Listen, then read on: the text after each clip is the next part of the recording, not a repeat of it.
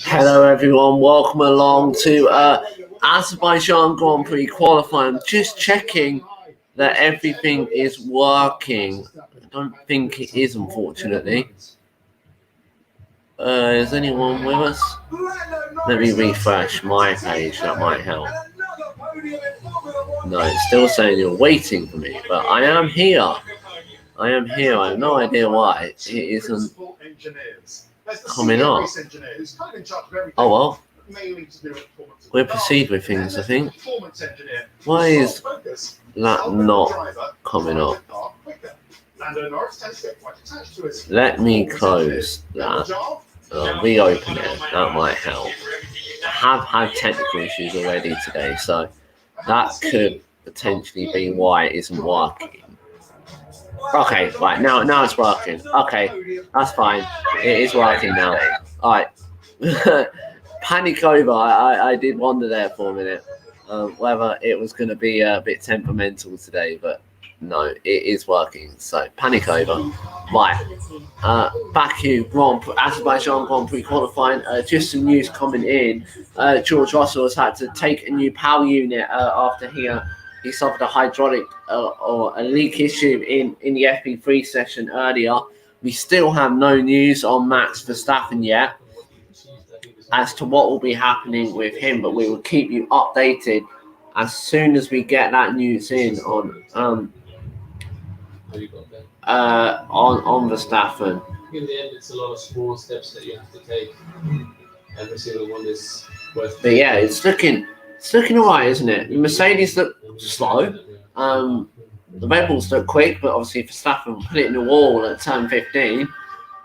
So we have to wait and see. The boards are still up around that RB16B. So we'll wait and see on that as to whether Verstappen can run in qualifying. Otherwise, he'll be starting plumb last, and that's not a good sign, is it? For the World Championship leader, it's not what you want to do. Dent your confidence in the FP3 session. It's really quite a disaster if you are Max Verstappen, right? So about 23 minutes to go until the light goes green at the end of the pit lane. It was a scrappy FP3 session, let's say. There's a virtual safety car, red flag in there. So yeah, expect qualifying to be like this. The drivers will want to get their laps done as quickly as possible, because I'm sure at some point there is going to happen. There will be a yellow flag, and probably someone will put it in the fence at some point. I know I said that at Monaco, and no one did put it in the fence for the 78 laps, but Baku's an entirely different circuit to Monaco. You can overtake at Baku. You've got a 2.2 kilometre long straight. It is easier to overtake. But yeah, let's get on to the flexi wing dispute then. Flexi wings. Do you know what? I'm not against them. I think most teams probably have a flexi wing, whether they're front wing or rear wing. They flex. I'm not against them. I think it would be a shame if the FIA took that away from Red Bull, because ultimately it is what is making them competitive, isn't it? But then they did take the DAS away from Mercedes this year, so I don't know. I think if they take it away from Red Bull, they have to take it away from everyone. And it will affect everyone. Mercedes are protesting, but they could also be the one that's affected, because I'm sure they've got a flexi wing as well. It's just they won't admit it. And why would they admit it? You know, maybe just Red Bull haven't seen it yet. You know, it all depends on the TV camera. But yeah, it will be interesting to see. They are running that flexi wing this weekend. Hamilton's saying it has up to a 6/10 advantage on them. Sergio Perez denying that, and so is Christian Horner, who also said he wants what Hamilton said to be true, that Mercedes were struggling on Friday. They looked a bit better today. They got a P3. Yeah, it's eventful, isn't it? It's always going to be eventful at Baku. I mean, we haven't really had a bad race here. Maybe other than 2019 was a bit boring, but Yeah, it's just looking at some of the highlights now actually of 2018 and 2017 where there was obviously that iconic moment where Vettel drove into the back of car number 44. So yeah, it's Yeah, we love it here. Great incident-packed races in Baku. Now, Lando Norris, as I mentioned before the break, after his podium in his 43rd race start, the best of the rest. Norris's car is outside of Max and wasn't and right at the top of his game at the moment. Is currently on the engine cover off, but let's hear from Lando Norris. I feel confident that when I'm going to go out in FP1 tomorrow, I just know how to drive with the car that you can push in certain areas. It's clear a lot of the time what needs to be worked on and so on. And when you just put these two, a few simple things together, then things can start going well, and you can have a lot of confidence and you can get a lot of performance out of the car. But we still want to be fighting Red Bulls and Mercedes and so on, and they're still quite a way ahead of us. So we'll see. But I think we have a good amount of confidence, not overly confident, but just in a good position. So we just need to keep up with what we've been doing. It's interesting you say that it's rare to have confidence in yourself. That's a learning process through life, I guess, as much as it is through Formula One. Yeah, it's something that's hard to think of in the first few years of Formula One, because you never want to think, I've got no confidence in myself. But it makes a bigger difference than you think eventually when you do get that confidence and you feel like, okay, I know what I need to do, and I know how to put a good lap together. I know how to put a good weekend together and things like that. And you hate to admit it when you're inexperienced and a bit younger and things like that. It's hard to admit those kind of things that you don't know what to do. But now I'm in a position where I feel like I do know more what to do, and when you accomplish it and you put it all together, you get a good reward like 2 weeks ago.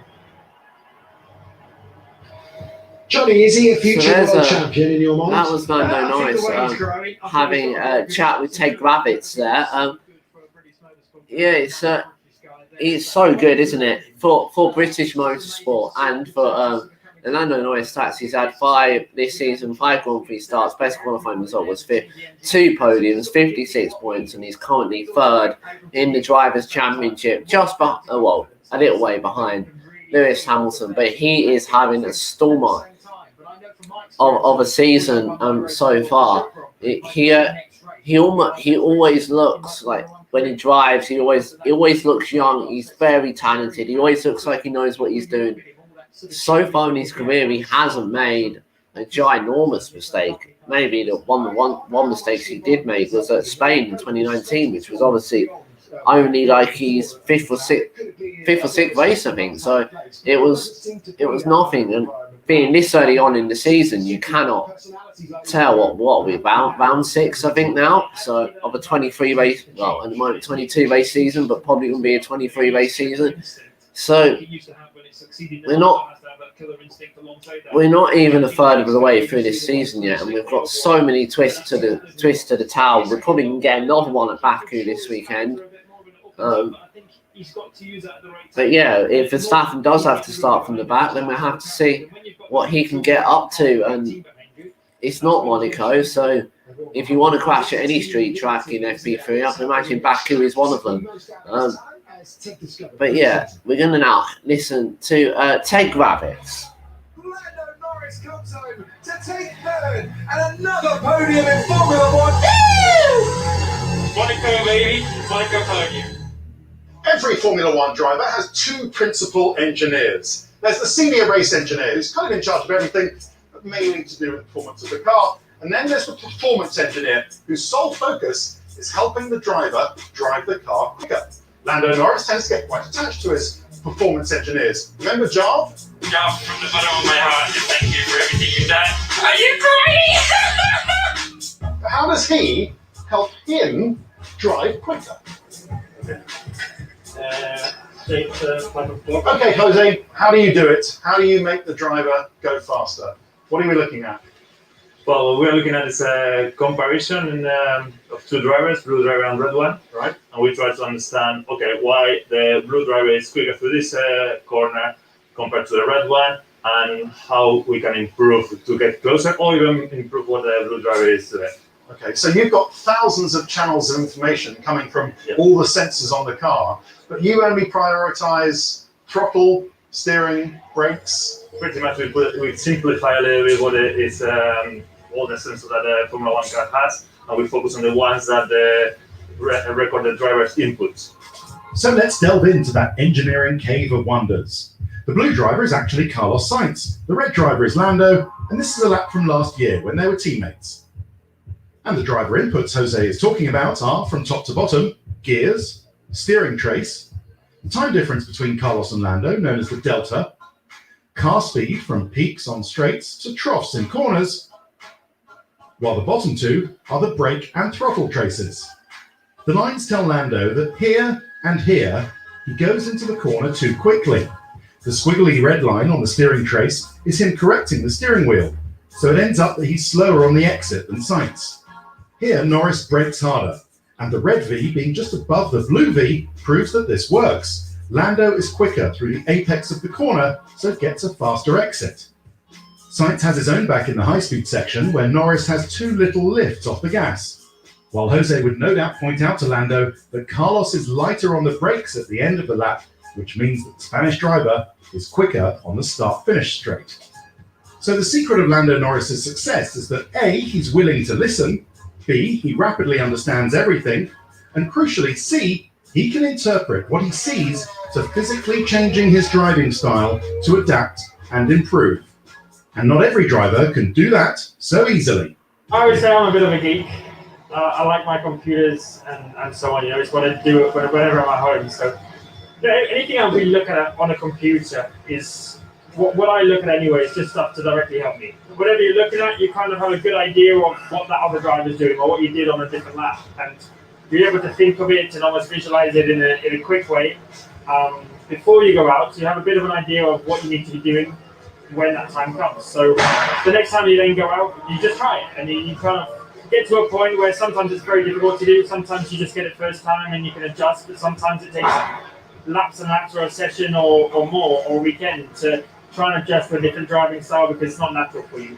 By having that role, it frees me up to do other things, and then as we come together as a team, we hopefully bring the most performance to the car. So is your main skill what? Driver communication, coaching, or is it like data analysis really? I think it's a combination of them.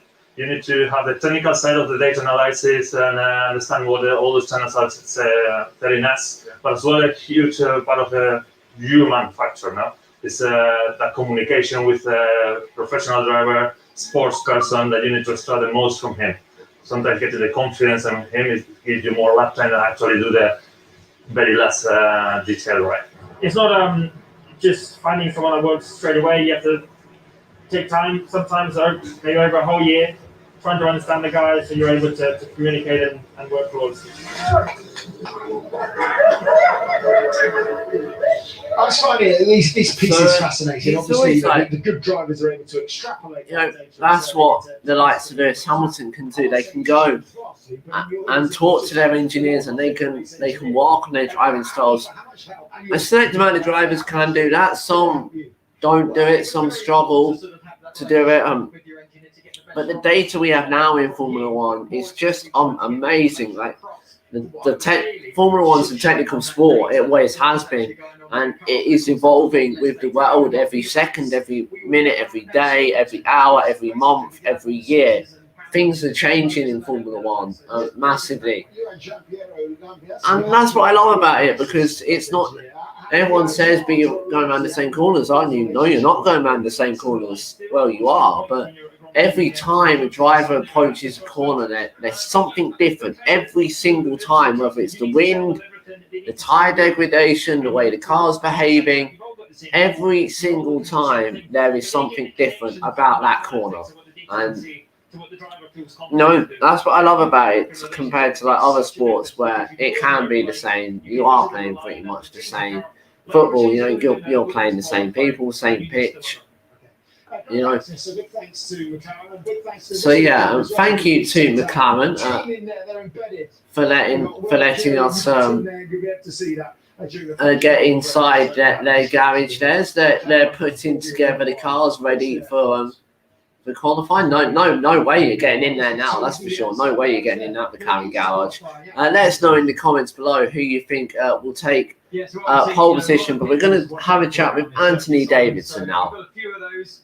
Starting with Pierre Gasly from yesterday, a lock-up into turn 15. This is the corner they've seen a lot of action, followed by Charles Leclerc, almost doing the same thing, but committing to the corner and ending up in the barrier. This is today, of course, we've seen this one. Max locking up into the corner on the inside front, and again into the barrier. That is one corner they really have to watch out for, but one man that's on top of his game here is Sergio Perez. Took it beautifully yesterday to go fastest, and down into turn 16, another corner to get right. The final proper corner they come to, you can see how hard he's having to work the wheel. But more importantly than that, look ahead. He's got a car, he's fallen into just the right place where you want to be, picking up that valuable toe, that slipstream, that car in front cutting through the air. And believe it or not, even as far back as this, is enough to gain you around 2 to 4 tenths of a second. That's what you have to aim for, whether it's by manufactured process with your team helping you out, or just lucking into it like he did there. That's going to give you positions on the grid come tomorrow.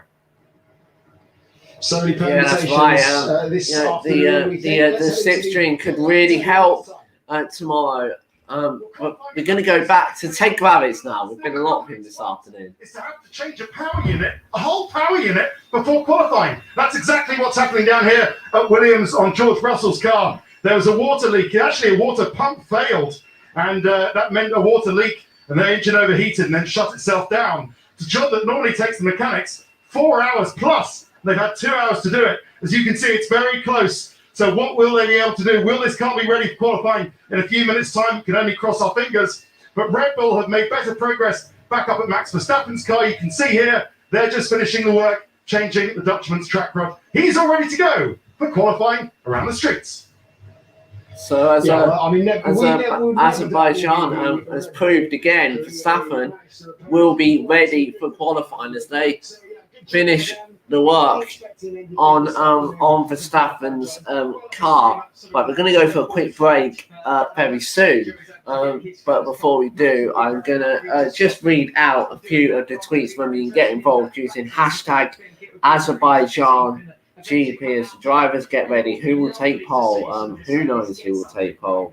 The race alive for Sunday, as we're saying. Looks like different wings on Lewis's and Valtteri's. So different wings on Lewis and Valtteri's car. The top one to take from Max F1, but let's see what everyone replied to that. But also get the best out of it when it goes through. Can we have a clipple? So overall, I think we've still got a fascinating. Don't let you distract this on Hamilton. Disaster class all weekend. Someone put lol, Max crashes, but you can think of it. You can think of is Lewis Hamilton. In general, hashtag F1 fans transform more and more into football fans, getting more unfriendly against rivals teams, and drivers thought we were better than that. I don't think so. I really don't. I think F1 fans are a lot more friendlier than football fans, and that is why we can get like FIA radio and stuff, because you get the odd few, but I don't think many of us are that aggressive towards other drivers. I respect every single driver. Right, but when we come back, we can go for a quick break, but when we come back, it'll be qualifying in Baku.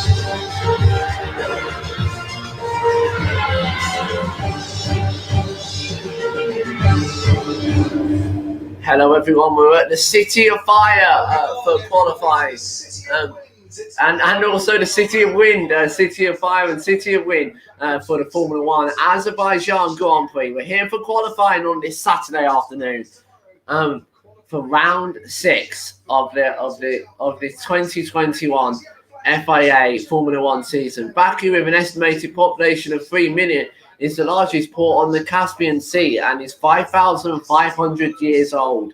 The Baku City Circuit is home to the narrowest point of an F1 calendar. The width of the circuit between turns 9 and 10 is just 7 meters wide. No way you're getting side by side. Right, the track 6.03 kilometers, 3.73 miles, 2 DRS zones, and plenty of action as well. 20 turns. It's an anti-clockwise track, and the lap record is a 1:43.0, which was set from Charles Leclerc. Turn 1, 2018, Ricciardo against Verstappen. Oh, they took each other out. Hopefully Verstappen won't be ending his race or Ricciardo in that runoff area this year round. Turn 2, another teammates collisions in 2017. The two Force Indians collided. They were both out of the race. Turn 8, 2019, Leclerc locked up and he went straight into the barriers on the other side of the track. That was the end of his qualifying session. In terms of tyres, we have the C5, the C4 and the C3. We've got the softest tyres available for this weekend in Baku. They are the same tyres that we had in Monaco. So, who's going to come out on top? I have no idea. It's 26 degrees air temperature, track temperature 49 degrees. We got a 5.7 kilometer an hour wind blowing northeast. So, yeah, it is extremely hot in Baku. Not a cloud in the sky this afternoon, as we see a shot of the old town at that turn 7, 8, 9, 10 section. And a few reliability issues at none other than George Russell, whose team so yeah, it's session countdown. We've got 2 minutes and 5 seconds to go as the fountains spray and the tension builds in Azerbaijan this afternoon. Yeah, we got Baku, and once again, we missed out here last year, like many F1 tracks missed out last year. Someone missing out this year as well. Canada, obviously, Singapore, maybe Australia, maybe Suzuka. We're not quite sure yet of what this calendar will look like in 2 months' time, or even a month's time, or maybe even next week. Who knows?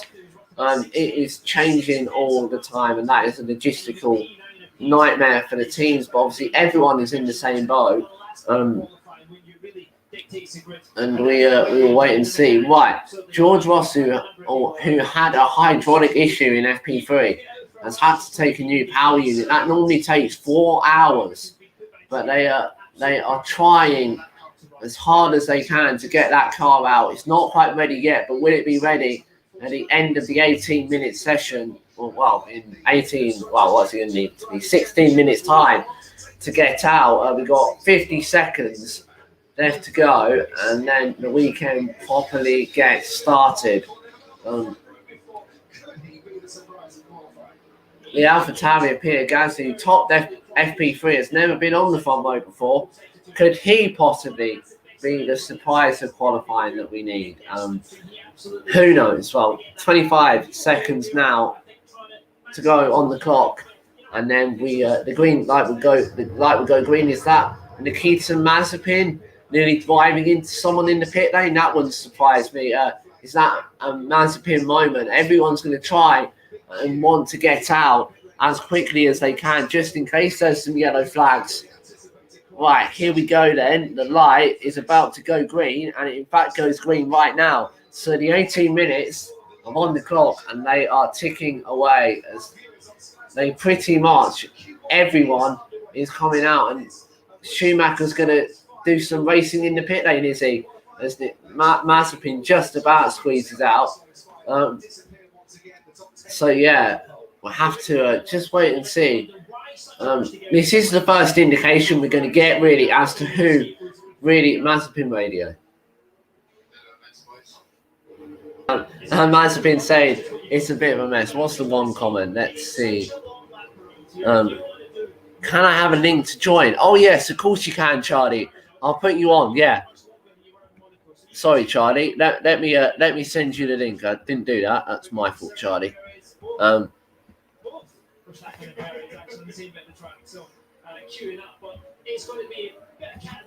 Right. Paste. Right, there you go, Charlie. I've just sent you the link. So you should be on. Yeah, Charlie, if you're still here, I've just sent you that link. Check your messages, you'll see it. But yeah, so here he is. Sorry, Charlie, that's my fault. Hello, sorry about that.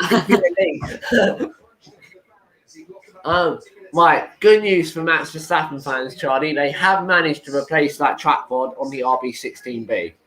I heard about Verstappen went off at turn 15, and I believe the Red Bull mechanics have fixed whatever the issue is with his car. So he is thankfully out for qualifying. He is, Charlie. That might be a bit of bad news to Toto Wolff, mightn't it? But the Mercedes, Charlie, they've been struggling all weekend, but Lewis Hamilton did manage to find a bit of pace in it in FP3. Yeah, Mercedes once again not looking that competitive. I don't know what's happening with them. They're struggling around. They're just struggling. Oh, Red Bull's starting to get in front now with that win potentially. Both Mercedes, Charlie, have gone for the medium tyres, as is that the clerk coming over the line to start the flying laps. We have to think, Charlie, we're going to get yellow flags in this session. Maybe red flag at some point as well. There's going to be people taking to the escape road. Unlike Monaco, Charlie, this is an entirely different track. It is. It's much faster than Monaco as well. If you look at the long pit straight at over 2 kilometers long, very long straight. If you get it wrong in some of these corners, the barrier literally meets you. And the slipstream here, Charlie, is very beneficial indeed. And it is, especially down the main straight with DRS. If you're Mercedes, Charlie, do you think your best option is to tow your drivers? Yeah, but I'm interested how they're going out. I think the mediums, they obviously feel that they want to save a set of softs for the next session in Q2 maybe. Right, we've just received some news from George Russell, Charlie. They are still trying to replace that power unit. It normally takes 4 hours. That's bad. You might miss it. To replace a power unit. Nicholas Latifi's mechanics are now also working on that car, we're hearing. They've got, Charlie, about 10 minutes if you allow the time. There's 14 minutes on the clock, but obviously you need 2 minutes to probably get out, do you about that? So, yeah. Oh, someone's crashed, Charlie. It's Lance Stroll's crashed, Charlie. Lance Stroll hit the wall at turn 15.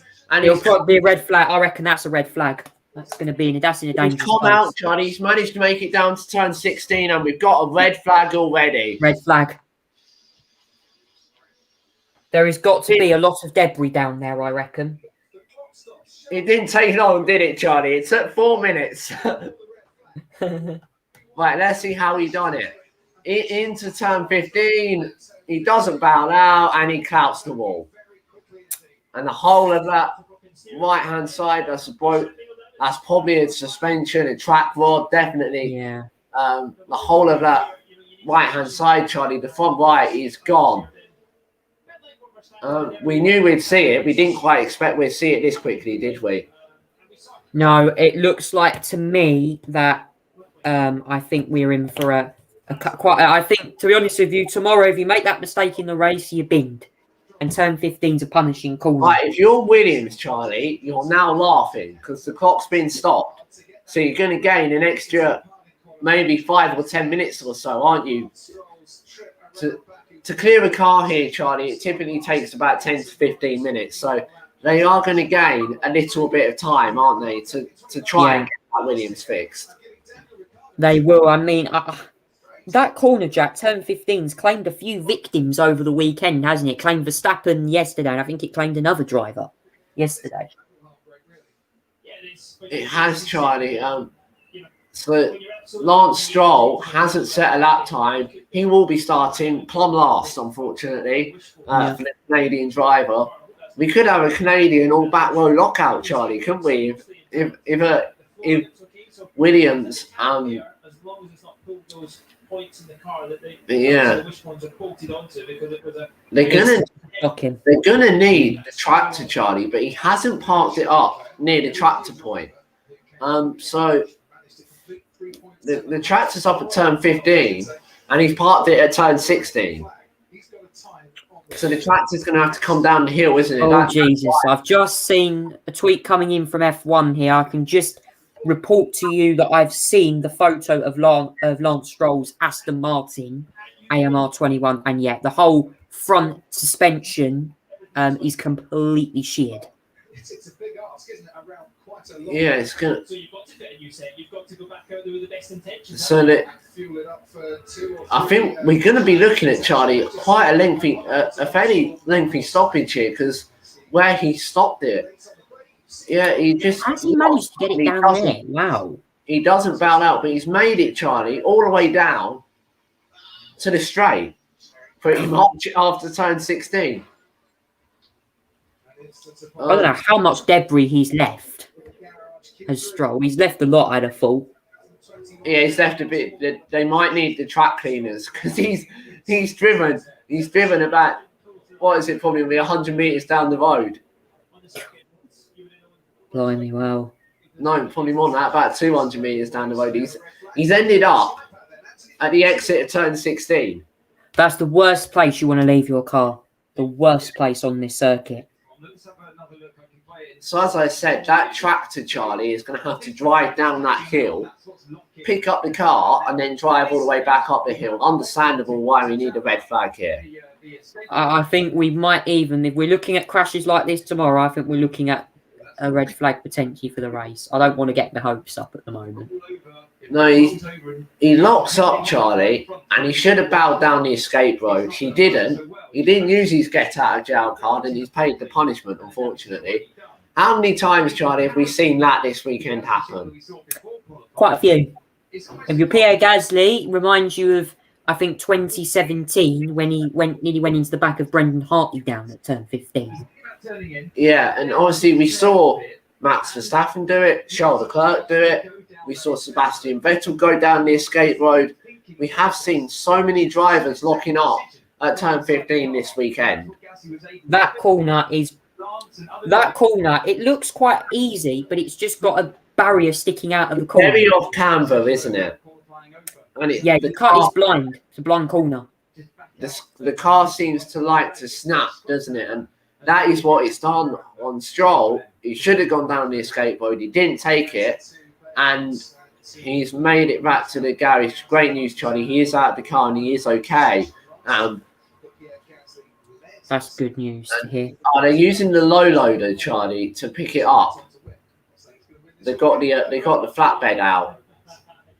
Oh dear, we don't like seeing those flatbeds, Charlie, because if you remember in 2018 when the flatbed hit the bridge.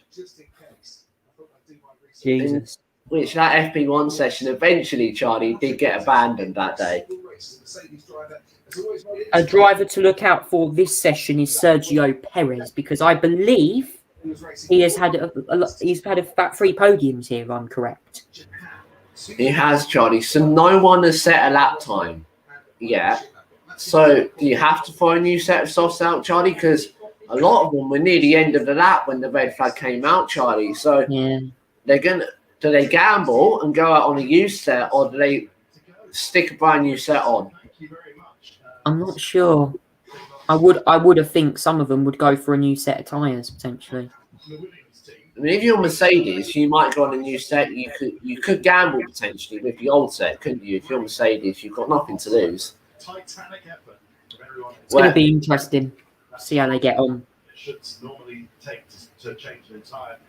Right, Charlie, I've just heard that George Russell will make qualifying. Oh, fantastic. Fantastic to hear that. The boards have been taken down and he's getting in his Williams car. I mean, the stoppage very much helping them. But that is an excellent effort, isn't it, to change a power unit, Charlie, in 2 hours.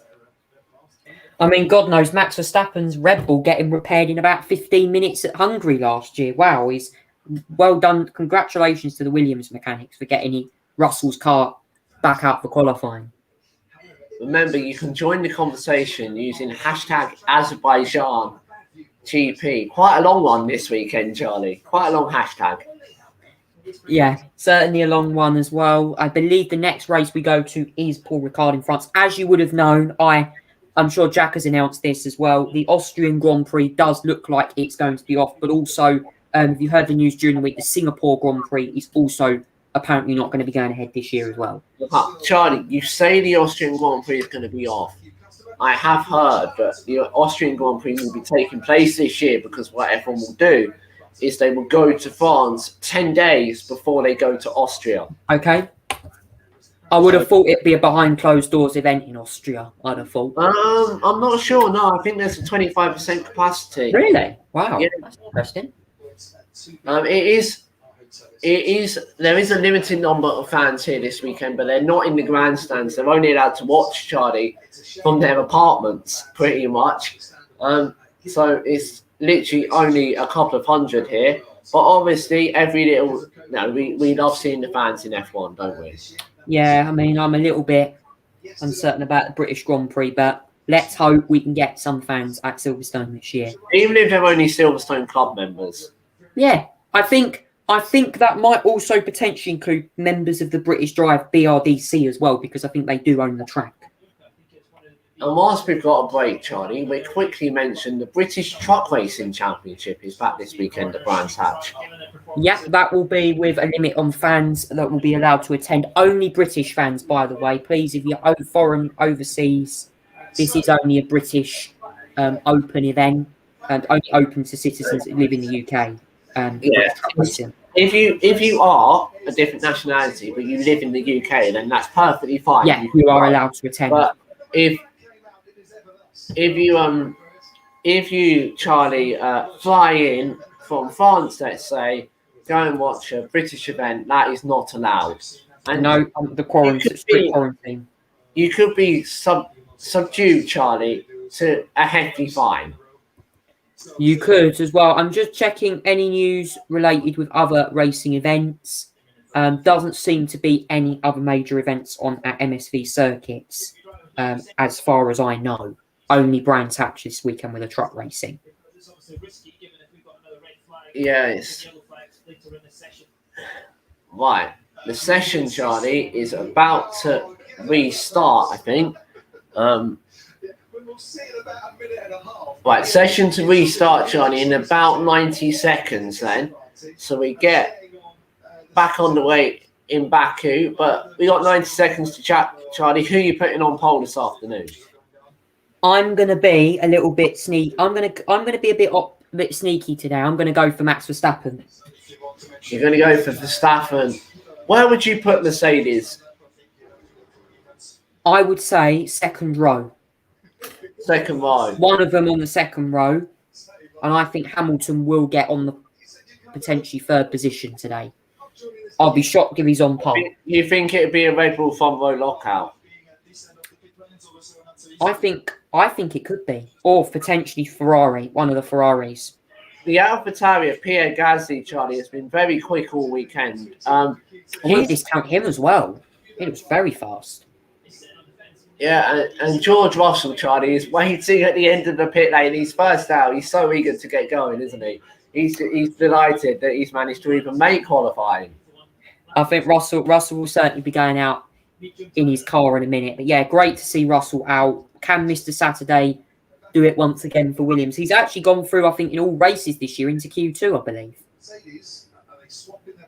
Yes, I think he is, right. I think Mercedes has swapped their strategy here, Charlie, as the light goes green and the Haas of Schumacher leads us out the pit lane, followed by the Williams of Russell, Nikita Mazepin. Charlie, you've had a Mazepin moment yesterday. But yeah, they're leading them out, and away we go again. So about a 10-15 minute delay there. 13 minutes and 37 seconds to go. So they've still got enough time to get in and get out again, haven't they? To do their laps, Yeah. refuel and go again. Interestingly, Mercedes are coming out now. Mercedes are coming out, Charlie, on the soft tyre. Interesting. The medium, I would like, yeah, interesting from Mercedes.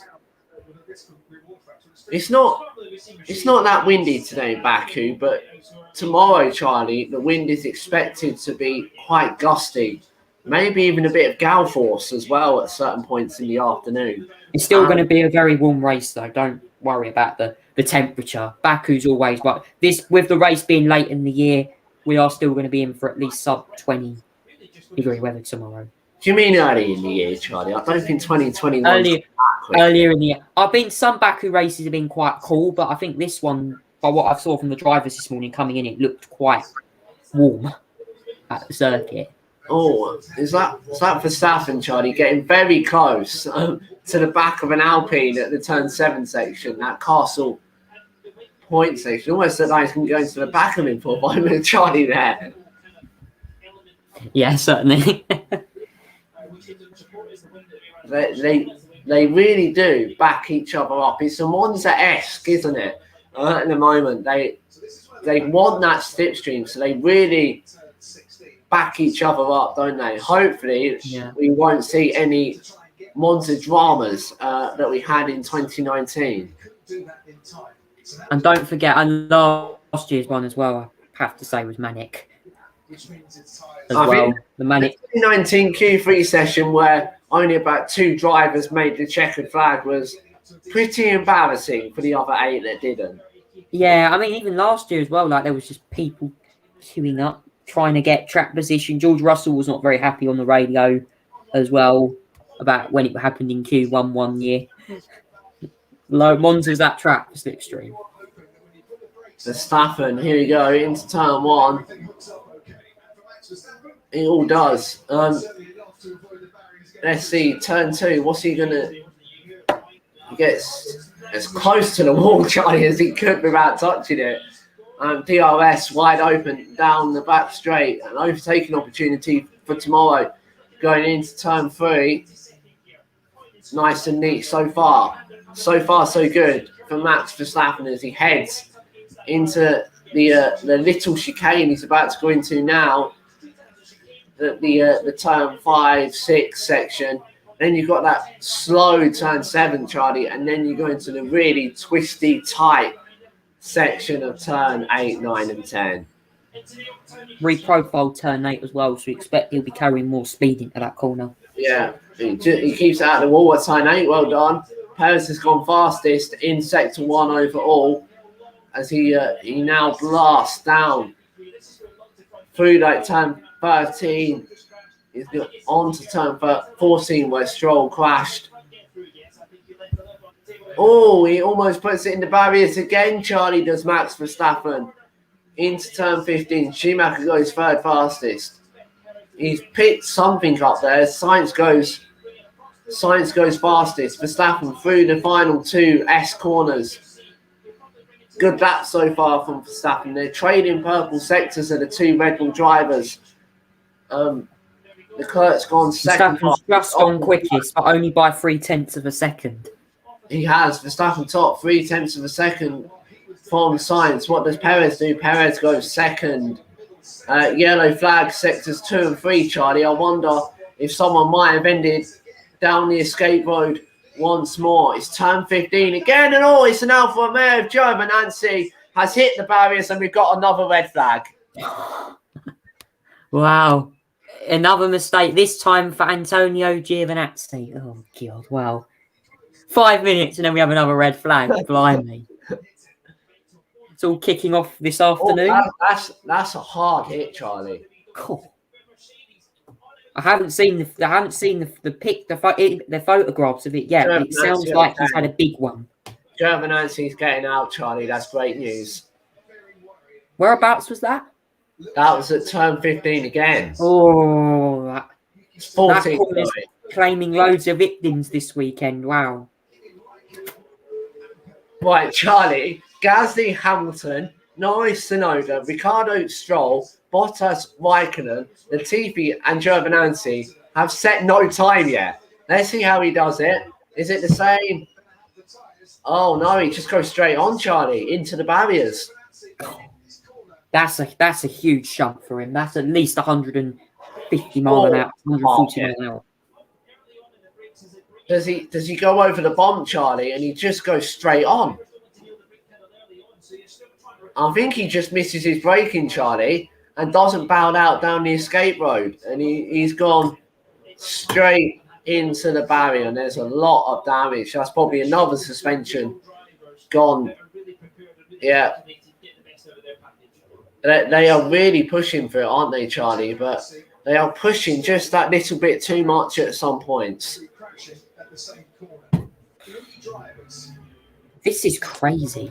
That corner, turns 15, is claiming several victims this weekend. I don't understand why they're not using the escape road. They just want to commit to the corner and land it in the barrier.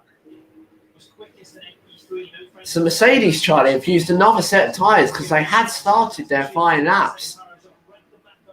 I'm surprised Red Bull. This is playing into Red Bull's hands a little bit, this actually. I mean, it's a very scrappy session, isn't it? This is.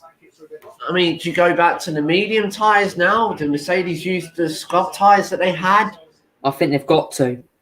Hamilton team radio.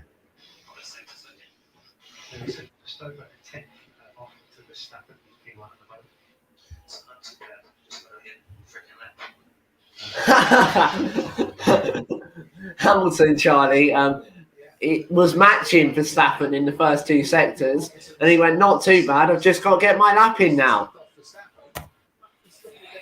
It repeated Monaco a couple of weeks ago. That's what it feels like for him when Leclerc had his crash. I mean, it's been a chaotic session, hasn't it, so far? And the most chaotic of the year, right? Medical car has been deployed, Charlie. That's just as a precaution because the impact would have triggered the G-force sensor. Let's go again. He doesn't lock up.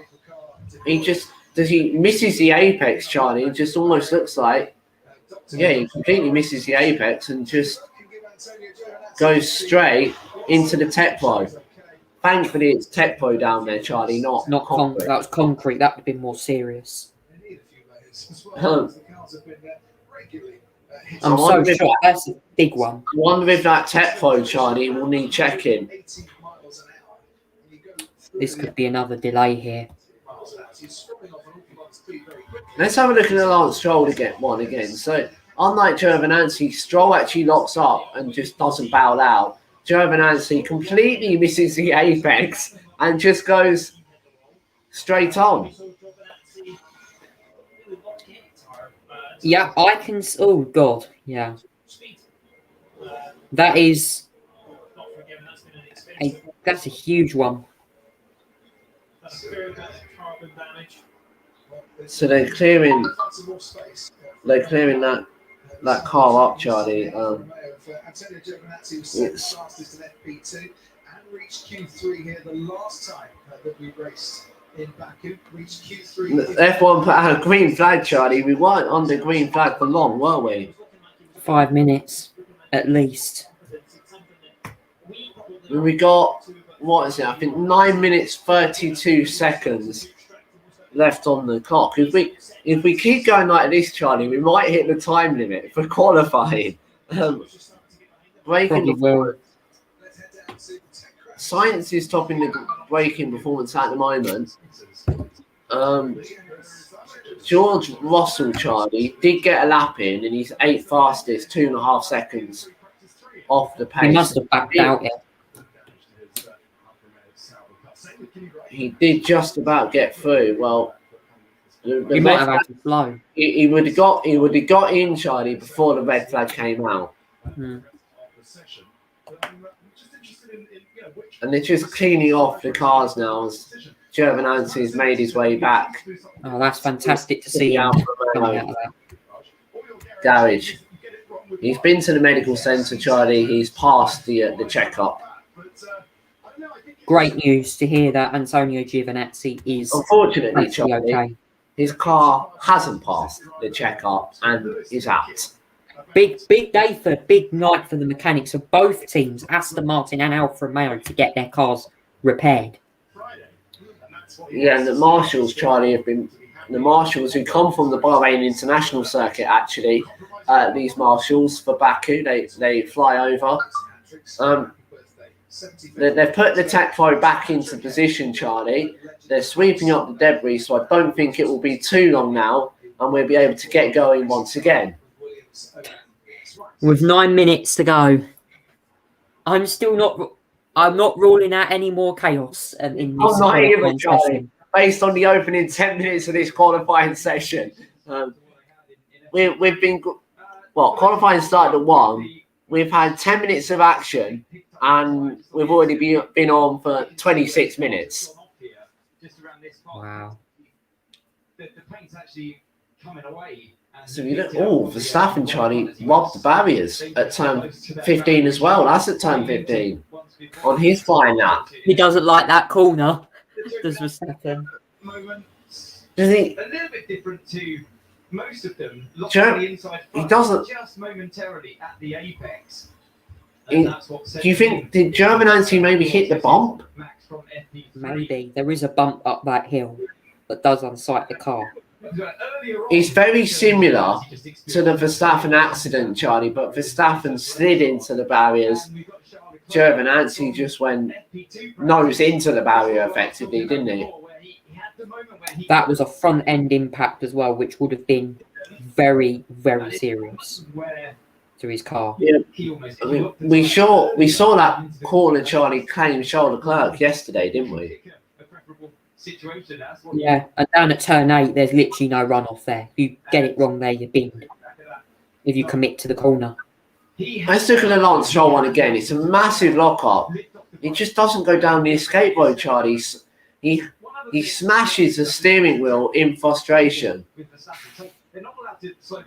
I'm blaming that crash. Just misjudged his braking. Boom, you're in the wall. Right, Charlie, they're not allowed to back up after turn 16. So what they're doing is they're backing each other up before turn 16. That's coming up. That bit is going to be very difficult when you can't see anyone. Qualifying will restart in 45 seconds, and as predicted, we've got pretty much every single car queuing at the exit of the pit lane.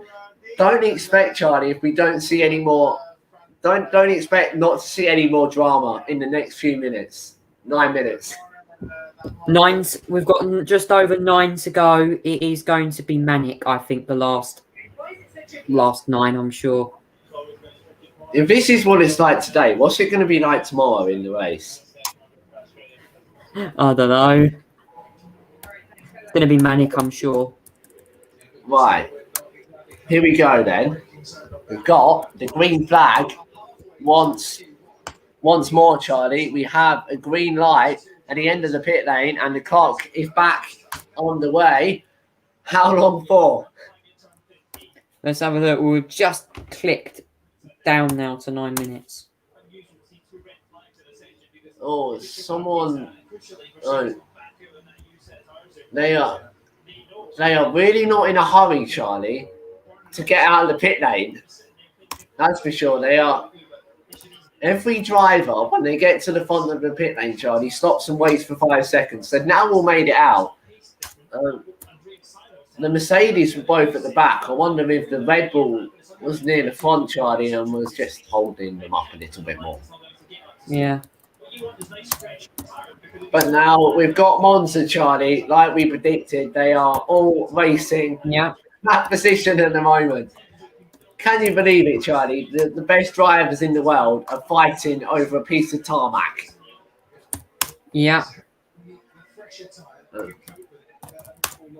Right, I didn't see what tyres the Mercedes on. They come back out on the soft tyres. Interesting.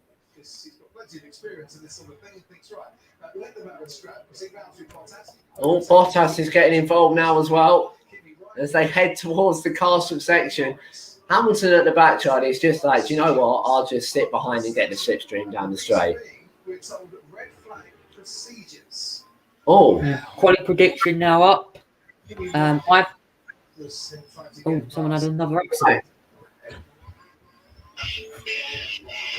I'm not quite sure who, Charlie, but someone is under investigation for. And Nikita Mazepin, Charlie, almost hits the Alfa Romeo of Kimi Raikkonen. Nikita Mazepin is certainly.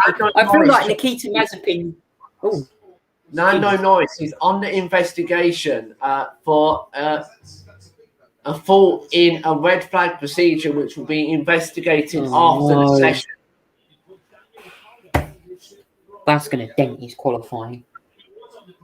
Did he foul to slow, Charlie? Did he foul to stop when the red flag came out? That's a grid penalty if he's fouled to slow. That's bad. Right. Here we go again then. We try one more time. Hamilton comes to Bottas, comes towards the line now. The stewards, Charlie, must have spotted something on a camera to give it a worthy look. I mean, you can't argue your way out of something like that, can you, Charlie? If you've been found guilty of doing that, you're guilty of doing it, unfortunately. You get a grid penalty for that, and I'm sure the stewards will have a close look at it and make a decision.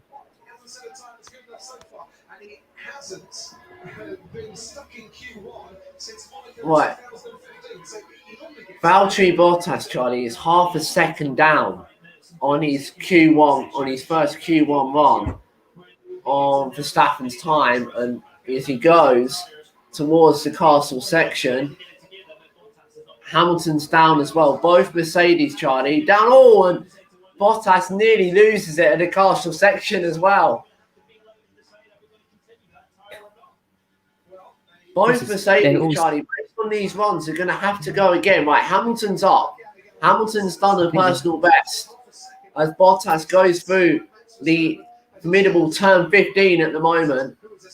Bottas has also just done a personal best as well. Right, Gasly goes 6th fastest. Tsunoda goes 8th. Raikkonen goes 10th. What does Lewis Hamilton do? Hamilton goes 4th. Only 4th. And 8th is the final sector. But what does Valtteri Bottas do? Bottas towards the line, only 8th fastest. For Valtteri, only 8th. Wow. Bottas is in trouble. I reckon he might have to go again. And Ricciardo's just gone quicker than him. Ricciardo goes quicker. Norris goes 14th fastest. So far, Norris will have to go again, surely. Schumacher, Mazepin, and Russell in the elimination zone at the moment. Russell will have to go again. Right, Charlie, miraculously, all of our cars have managed to get a lap in. That's great. But 4 minutes to go is going to be time. Yeah. So Hamilton, Charlie, is 4 tenths off Verstappen's time on a used set of tyres. So Mercedes have found some pace. Lewis Hamilton has anyway. Valtteri Bottas hasn't. He's down in 9th, no, Charlie. Bottas is half a second slower than his teammate as well, at least. Yeah, he is. He's half a second slower than his teammate. So Hamilton was down in the first sector, Charlie, but he managed to put it back in the second and third. So is that first sector where Mercedes is struggling? It could be. That's a sector that would usually favour their car. With the straight. Because of this red flag, Charlie, they won't have enough time to get back in. So they're doing a double run. They're all going again. 3 minutes to go. The track is going to be very, very busy.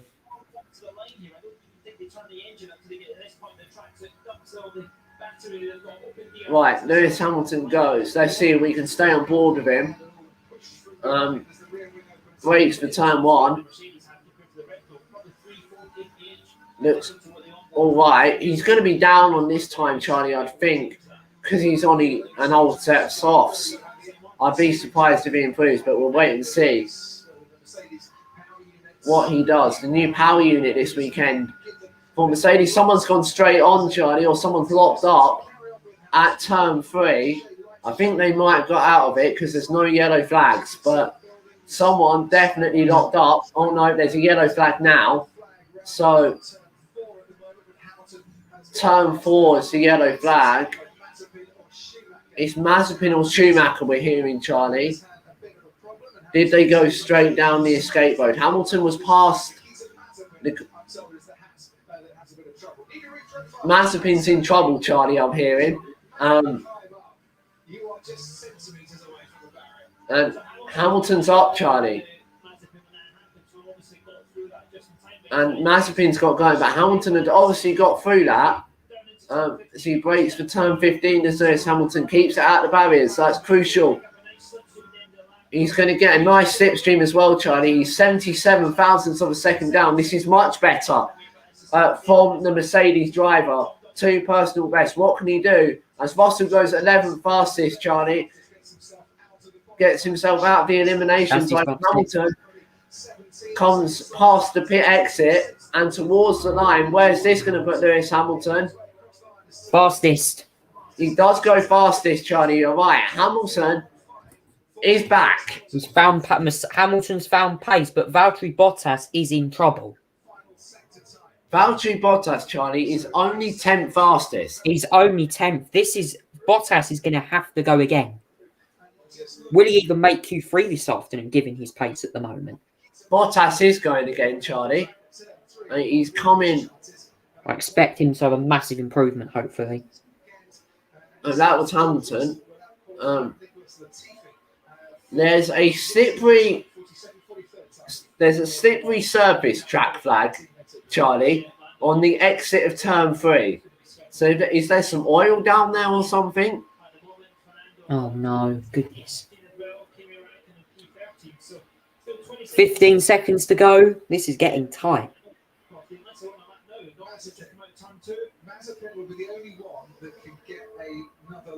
Charlie, Mazepin's going to be the only one that can get a lap. They're not going to make their laps, Charlie.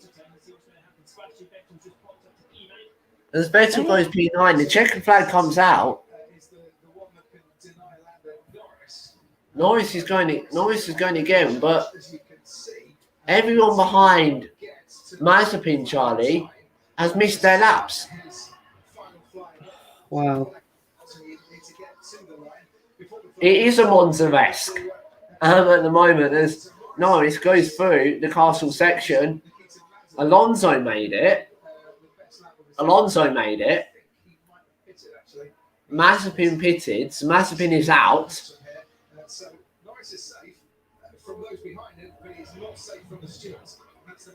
So Norris is safe, Charlie, from those behind him. But he's going to be taking a trip to Headmaster Michael Massey and the stewards at the end of this qualifying. I think most of these drivers are safe. So Norris has been told to complete the lap. Or is he going to... He's putting over to the left-hand side. No, he's going to complete it. I wonder if he's going to bow out of it for the moment. But Hamilton, Charlie... Oh, he's gone fifth fastest as well. Hamilton out of nowhere has topped this session because no one else made their laps. Well, Hamilton has just pulled something out of the bag here to top the timesheets. Hamilton has said to Verstappen, "I'm back at you. I'm Baku."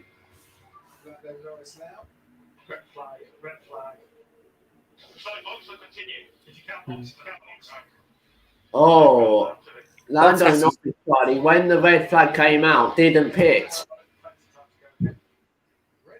Oh. More trouble for Lando now. Too fast, Paul, to be able to pit safely, so stayed out for another lap. Well, what Norris has said, Charlie, over the radio, that he was going too fast to pit safely, so decided to do another lap. But I don't think that will go down well with the stewards, if I'm honest, for Lando Norris. Probably not. He was at that side of the line, he didn't cross the line again. But then he accelerated after that again and then had to get back down to the speed. So That's a no-no. So he accelerated, Charlie, under the red flag to get out of the pit lane.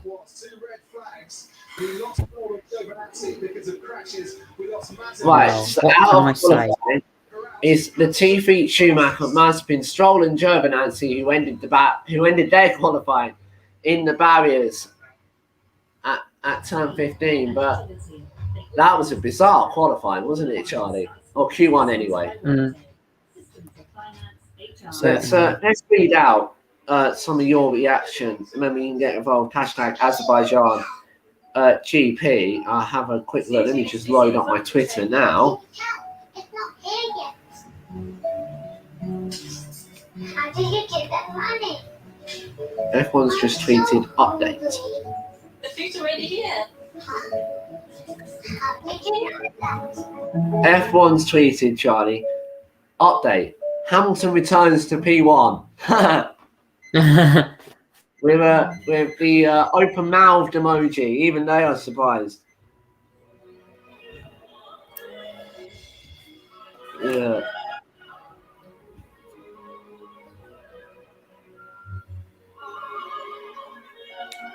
Despite Charlie having probably the worst practice sessions, probably the worst start to a Q1 session that Hamilton's had in a few years, he still ended it on top. Yeah. Also, next week, I've just got to confirm some news as well. Next week is the start of the Euros. So I'm sure many F1 drivers will be watching that event during their break between the French Grand Prix and the Azerbaijan Grand Prix as well. Yeah, it's the French Grand Prix is in 2 weeks' time, isn't it? At Paul Ricard. However, Charlie, in this situation, anything can change in terms of calendars. Emmanuel Macron, Charlie, today has said that he has given the green light for Formula One to go on in France, and that he is determined to get the sport back in France after its year off. So the French president, Charlie, is giving the green light. So the French Grand Prix is okay. It's the Austrian Grand Prix that still needs a bit of negotiating. Yeah. It's mainly the travel restrictions that Formula One have got to get their head around.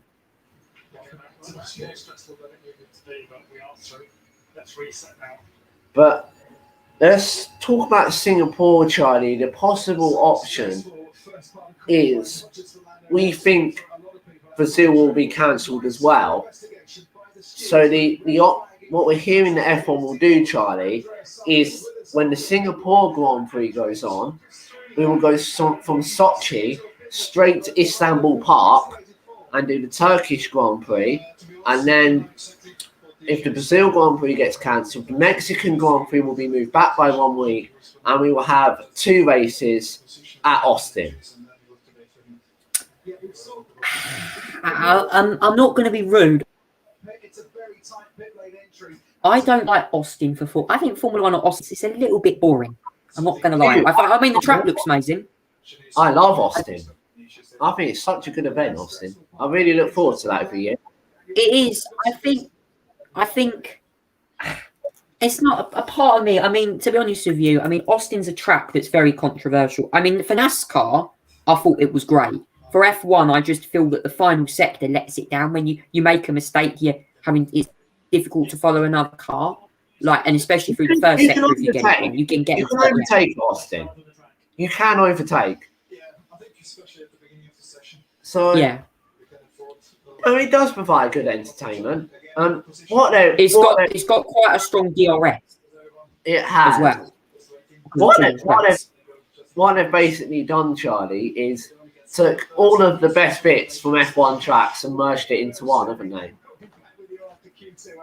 Yeah, that is the race in Austin. I think it's a good circuit. Don't get me wrong. I really like to drive it.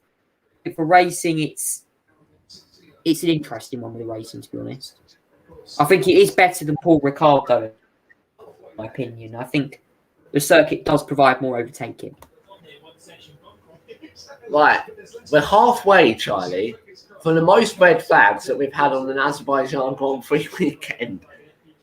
2 more, we're equal. I apologise for my had is 4, which was as Q2 gets go. The maximum we've had, Charlie, is 4, which was 2017. We could, Charlie, if the way Q1 was going, quite easily surpass that record in this session alone. By the way, that's just I'm certainly thinking Nikita Mazepin would have called several of them. That's just qualifying in the race, not practice. If you count practice, it's a lot more. Right, Mercedes going out on the soft tyres, Charlie. Where things are going to start getting interesting because they've not. I think the Silver Arrows think that the mediums are not going to get them through. I see what the Red Bulls have gone out on. Obviously, if they go through on these tyres, Charlie, that will be the tyres they have to start the race on tomorrow. Both Red Bulls have come out on the softs as well. Looks like softs tomorrow for many teams. I mean, you would say do a side to lap, but the thing is, you just can't guarantee that you're going to get your lap. No, exactly. Oh, and the Aston Martin of Sebastian Vettel, Charlie, came straight out in front of Verstappen in the pit lane. Perez, sorry. And Perez really had to jam on his brakes. Wow. That would certainly be going to the stewards, that's for sure. And he's just impede. Goodness me.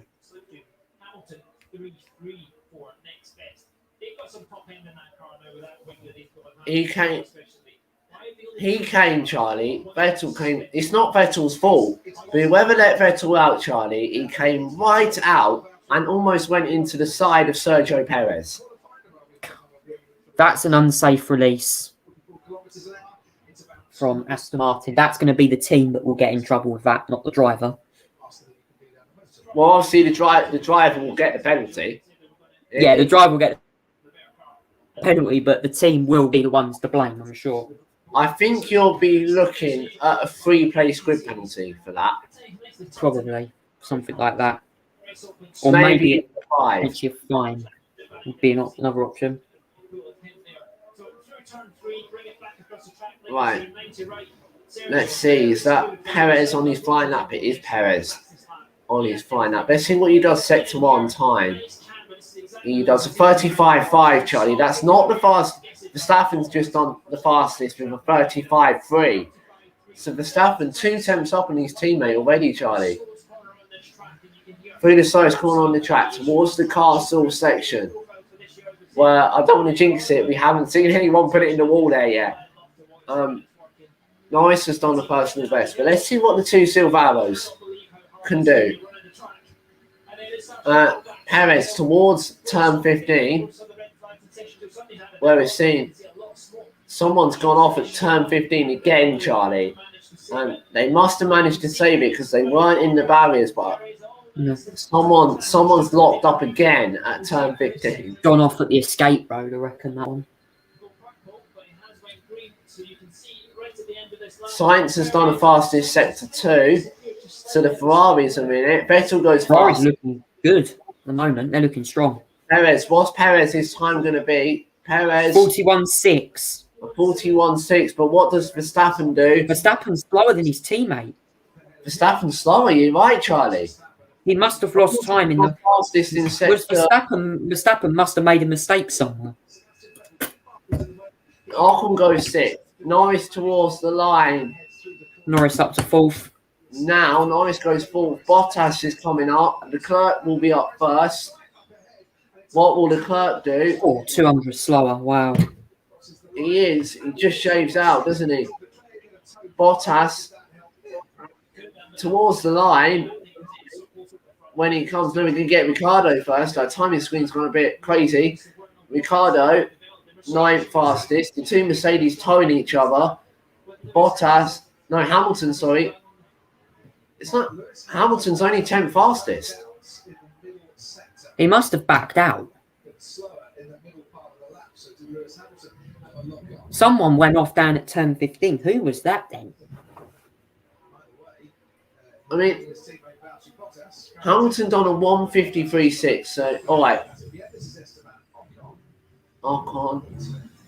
Ocon's hit the barriers. But he's managed to keep it going. That's good. Did Hamilton get compromised by a yellow? Maybe. So it's not the quickest way? No, it's not, because look how he had to then... It's the Aston Martin of Sebastian Vettel, Charlie, who locked up at turn 15. Oh, and Sebastian Vettel. He somehow made the corner. Right, Hamilton's going again. Hamilton's better this time around. Let's see what he can do. Sector 2. As he comes towards turn 16, he's going to be coming towards the timing beam very shortly. Hamilton's up, Charlie. And almost gets a tank slapper. But manages to... He got beached on that curb, Charlie, and it almost tank slapped him into the wall. He's going to lose time after that, I think. And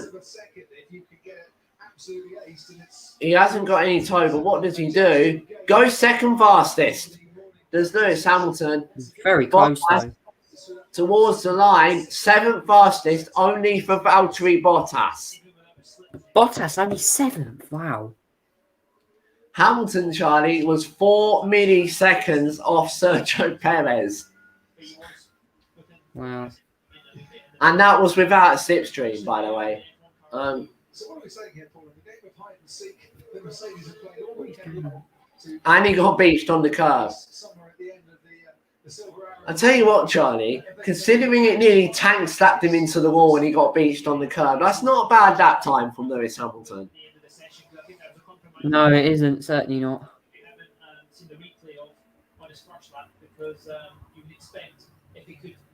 But we haven't seen a replay of the first lap, so we what mistake he made. But Hamilton's back, Charlie, at the moment. Gasly, 7th fastest. Verstappen only 5th fastest, Charlie. Verstappen could have to go again. Probably. He's made an error somewhere.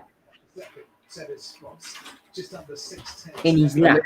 In the Alpine of Esteban. Valtteri Bottas is the one. Oh, no, Verstappen has just set the quickest time now. Verstappen's just gone fastest by 5 milliseconds, Charlie. 5 1,000s. Sorry. So the top 3, Charlie, is separated by 9 1,000ths of a second. Yeah. I mean, he's in the same position Hamilton's in, really. If they have to start the race on that tyre, they've done more laps than they want to do on it. So it's not necessarily going to... But everyone, Charlie's gone long on the soft tyres, so are we potentially looking at a 2-stop tomorrow? Probably. I think a 2-stop is the option. Especially if we get an early safety car for Verstappen radio. And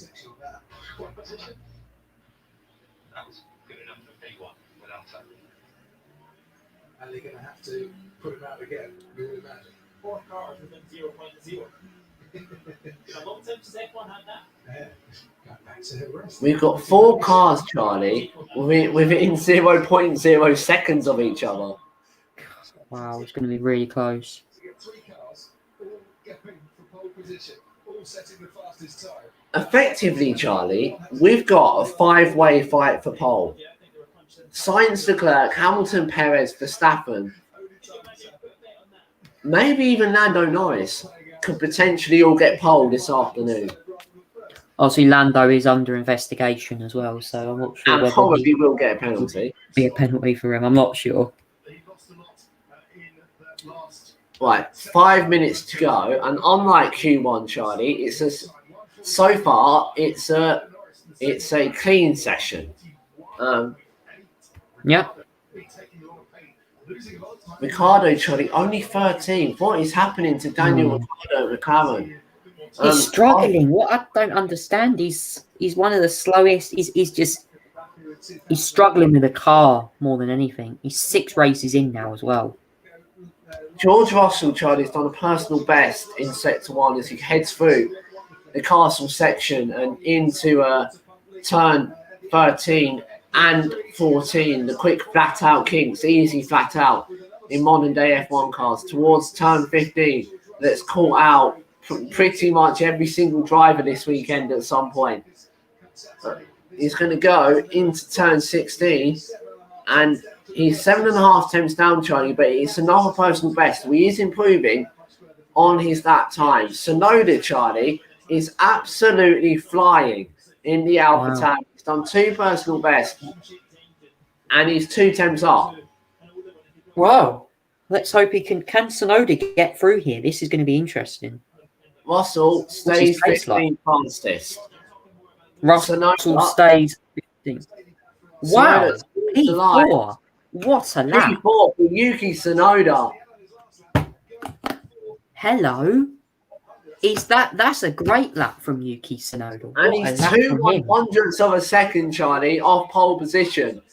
Blimey. The top 4, Charlie, is all separated by under 2/100ths of a second. God, where did Tsunoda find that pace from? Did he get a toe at some point? But he must have had a toe. That's a fantastic. I really hope he gets through to Q3 today. He deserves it. Well, he should be in Q3 with that lap, Charlie. I can't see that lap was mega. Mega lap. Unless everyone else improves, but wow.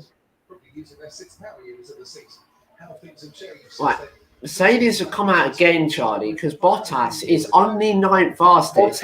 Valtteri Bottas is the big name here that is in trouble. Right, Alonso's driver at risk. So Bottas out again, Hamilton out again, Perez out again, Verstappen sitting tight at the moment. I wonder if Hamilton's just doing a side to that. Because he's secured his place pretty much in Q3, I think. Yeah. Unless something rather dramatic happens. Right, here we go then. Let's follow Bottas's lap. He's got to now this one. No, he's gone for double warm-up. Bottas has backed out, Charlie, at turn 2.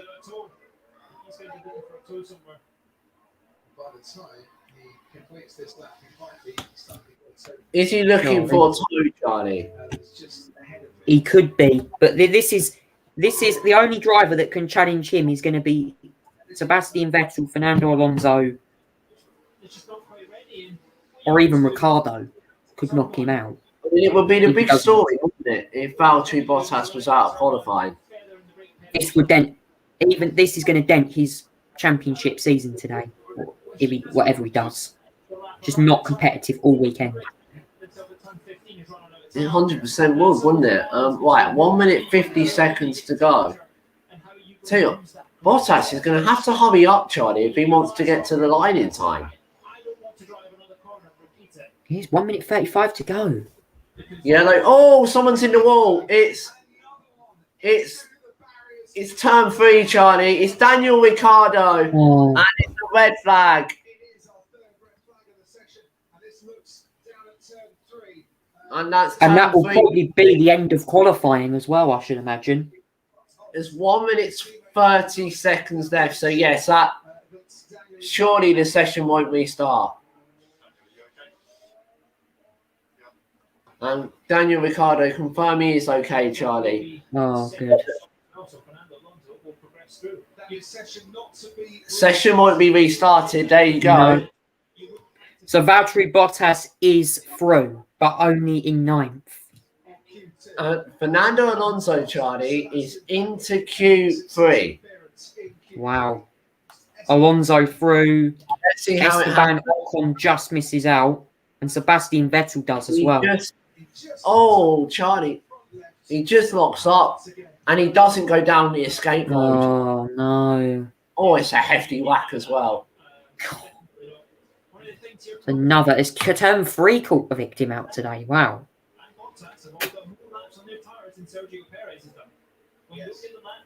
Yeah. Listen, they're all right at the top of the championship. Perez was the only one, Charlie, to get his lap done on one lap. Everyone else had to go twice. Yeah, Perez second. Red Bull front row lockout at the moment. Sebastian Vettel, Charlie, is out. Yeah, eliminated drivers are Vettel, Ocon, Ricciardo, Raikkonen, and Russell. And we can't repeat Vettel's radio, unfortunately. No, we won't say anything. And that is a very angry Sebastian Vettel indeed, as they recover Ricciardo's car. Again, Charlie, it's going to be a delay to qualifying. Yeah, there'll be a short delay or a little delay here to get that barrier fixed. And most importantly, the debris. He locks up late, Charlie, and doesn't bow out, and he goes straight into the barriers. It's another one of those ones, isn't it? Big shame, because McLaren could be in trouble with Norris, may have to take a penalty. Potentially. It is. So the session won't restart, so that is the end of Q2. So out is Vettel, Ocon, Ricciardo, Raikkonen and Russell. No one completed a lap before the red flag. Valtteri Bottas got through by hundredths of a second. 800ths roughly. Right, the most red flags, Charlie, we've had in qualifying is 3, and that was Japan 2009. We've equalled that record this afternoon. We've still got one more session to go. We can potentially break a record this afternoon at qualifying. We could, and I'll tell you what, look out for Yuki Tsunoda, his first ever Q3 appearance in F1. I think he is a man that I think could go quite well this afternoon. Let's hope he can. Because he just missed out, didn't he, in Bahrain, if I remember rightly. Yeah. So again, we wait for the marshals, who, by the way, Charlie, have had a very busy day today, haven't they, the marshals, to clear the car once more. But we just take this moment, Charlie, to say thank you to all of our Bahrain marshals, actually, this afternoon and the whole of this weekend working across Baku. On Thursday, Charlie, they were actually timing how quickly they could run and pick up debris and get back to their post. Shows you they need training. Lots of training for a marshal job. And I'm sure people who are looking for a career in Formula One's, being a marshal, there's plenty on the Formula One website that you'd be interested in. Just say, as a marshal, you don't actually get paid. It is voluntary. So a lot of people just use it as a second job, don't they, effectively, a hobby. Yeah, a volunteer. Always nice to get volunteers in Formula One. Is it something you would consider doing, Charlie, at Silverstone in a few years' time? Probably. You never know. I might actually give it a go. It is quite... I must admit, though, you do have to wear all this clothing. It's quite warm, especially in a hot race. It's more, like, without being offensive, it is more for the retired people, isn't it? Because they have the time. It's a bit of fun for them. It gets them out. And, yeah, it's... Do you know what? I think I'll do it when I'm older. I think I will. I'll move close to Silverstone. Maybe I'd be, maybe I'd be the Grand Marshal, like Derek Warwick or something, or Nigel Mansell. You'd be the Grand Marshal, Charlie, at the Indy 500. Yeah, I'd be that one, sorting out all the incidents and that. Always very busy, that Marshal, indeed, isn't he, with his yellow flags and his cautions and... I'd love to do that. Looking again at the Ricciardo incident, Charlie, he locks the rears. Wow, that's a bizarre one. They're still recovering it, Charlie. But how far has he gone in to the barrier? Wow. So the Q3 session, Charlie, will start in 4 minutes. Oh, it's not much. It's not much later than what I start anyway, so that's okay. Mind you, we are very late running. I think it was supposed to start about now, so it's about 4 minutes. Yeah, it's all right. That'll be fine.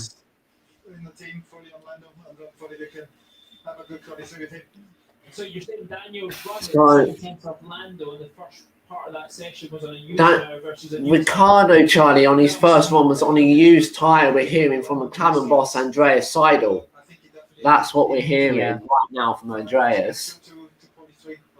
And just interestingly, Charlie, one of the only corners that hasn't claimed anyone is the castle section, where you'd think they'd Well, all I be think getting through there today at the moment. I can't rule one out there though. Let's not Even jinx it, tomorrow. Charlie. We've still got 12 minutes to go with Q3 that hasn't even started yet.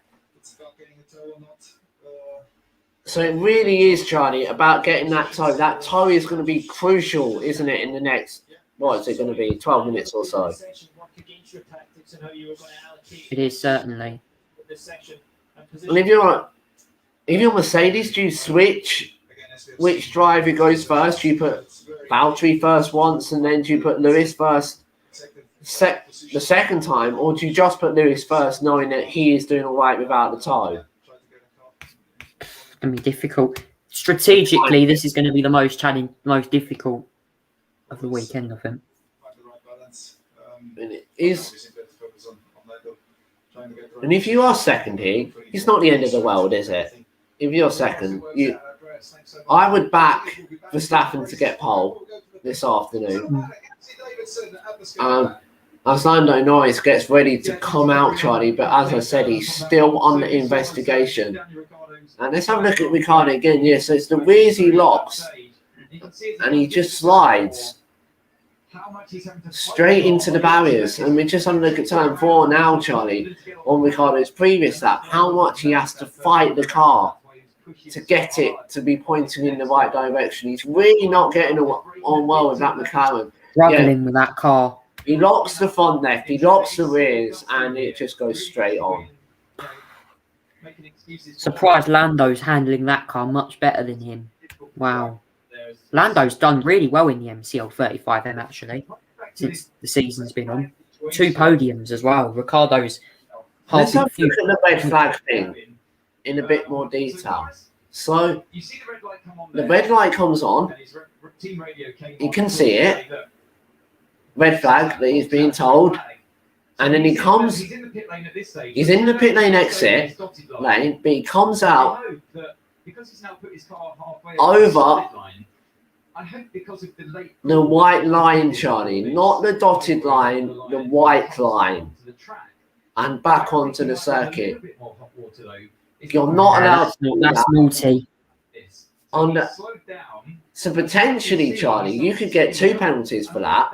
1 for coming over the white line and 1 for ignoring red flag procedures.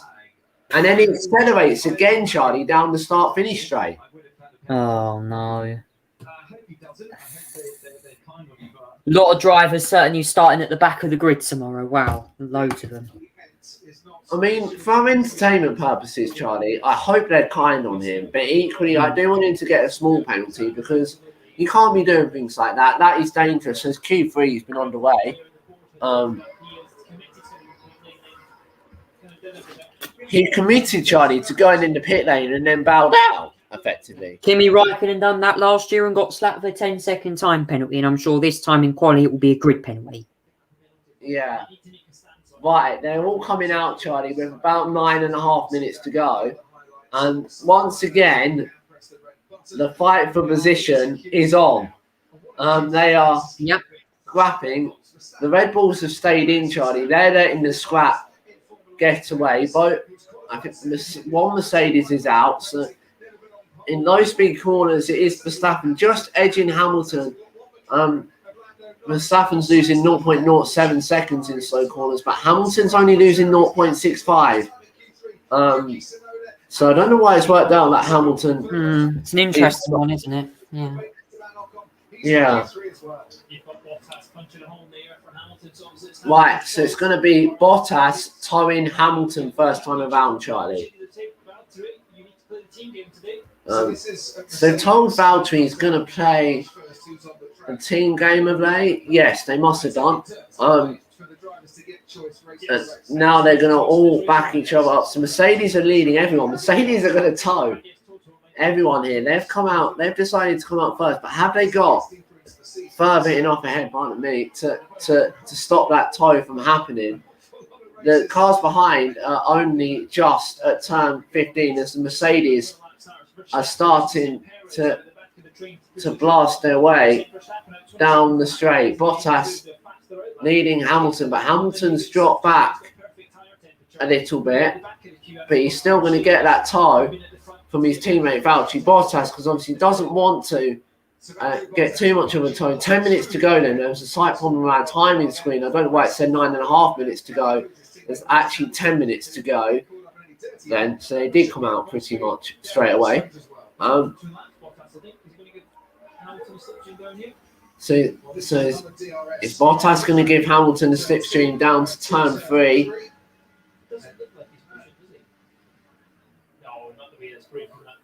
Bottas isn't pushing. Are they going for 2 timed at Mercedes? Because it doesn't look like Hamilton's pushing either, I don't think. So I'm wondering if Mercedes are going for a double warm-up. Yeah. Mercedes going for a double warm-up here to try and get their tyres warmed up. Congratulations, Fernando Alonso, first ever Q3 appearance since his return to Formula 1. The problem with doing double warm-up laps is if someone bins it, then you're in trouble.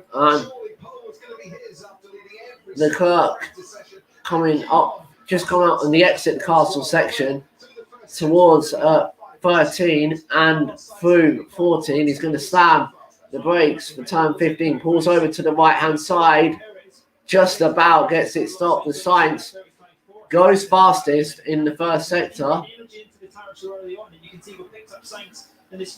And Leclerc's gone fastest in the second sector. Sainz is down on his teammate. It's neck and neck at the front at the moment between the 2 Ferraris and both Red Bulls and Mercedes, who haven't done their laps, as Bottas goes fastest, but he's on the slow lap. So Leclerc 1:41.2. That's not a bad time from Charles Leclerc. Sainz goes second, 3.5 tenths off the pace though. What does Perez do? Perez, nice fastest. Perez towards the line, only 4 fastest. What can Verstappen seconds? Verstappen goes second.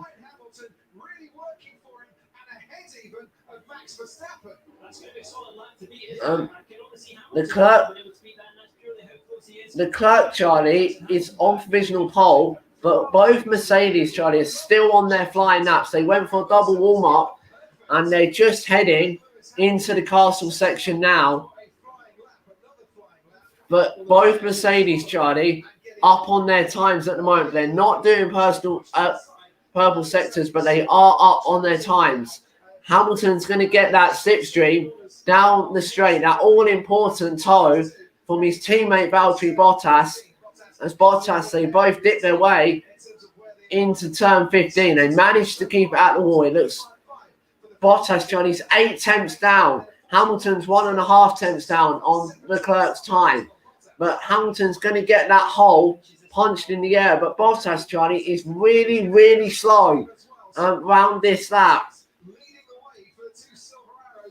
Hamilton following on, he's getting a really good tow from his teammate.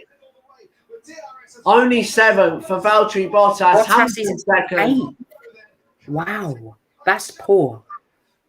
Over a second slower than Charles Leclerc. Leclerc on provisional pole. Both AlphaTauri's are still yet to set a lap time.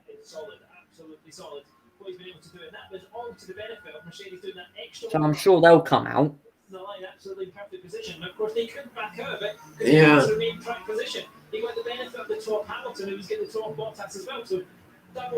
But Bottas, Charlie, 1.5 seconds off the pace. That's so poor. Only Tsunoda and Gasly, which still haven't set a lap time, by the way, are behind him. Well, I'm sure they'll get out the Alpha Tauris. They'll probably during the interval, I should imagine. Yeah, Hamilton radio.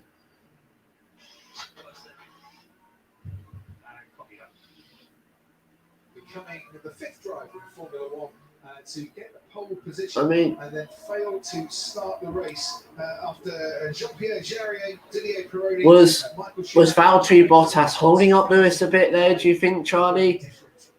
I think Bottas was slow. I think that was his genuine pace. But Hamilton, Charlie, seems to be okay with this car this afternoon. But Bottas is really struggling. He's not having a good time at the moment. We're still awaiting the lap times for 2 AlphaTauri drivers. Not sure they've even left the garage. Yeah, they're just coming over the start-finish line now to start their laps. Right, their laps. Right, that's good. We will keep you updated on the pace of Tsunoda and Gasly.